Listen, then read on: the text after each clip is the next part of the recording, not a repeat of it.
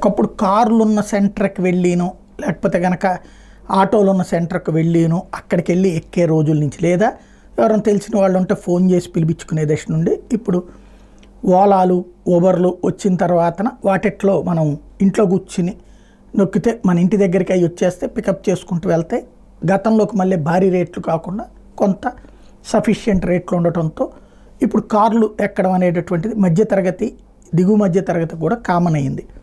అయితే ఇదే సందర్భంలో ఈ సర్వీసెస్ కొత్త మలుపులు తిరిగి ఈ మధ్యన బైకులు కూడా వచ్చేసేసి బైక్ ద్వారా డ్రాపింగ్ అనేటటువంటి సిస్టమ్ కూడా చూస్తున్నాం.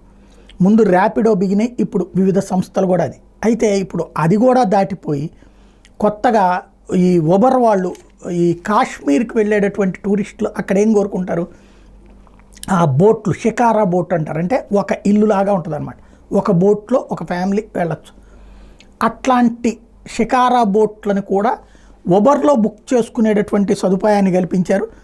అది అత్యంత కీలకమైనటువంటిది. కాశ్మీర్లో షికారా బుకింగ్లకు సంబంధించి ఇటలీలోని వెనిస్ సహా కొన్ని ఐరోపా దేశాల్లో బోటింగ్ బుకింగ్ సేవల్ని ఈ సంస్థ అందిస్తోంది. బుకింగ్ సేవల నిమిత్తం షికారా భాగస్వామి నుంచి ఎటువంటి ఫీజు వసూలు చేయడం లేదని ఉబర్ ప్రకటించింది. తద్వారా తొలిసారి కాశ్మీర్లోని ఉబర్లోనే మనం బుక్ చేసేసుకుని బోట్ ఎక్కేసి వెళ్ళిపోవచ్చు అనమాట.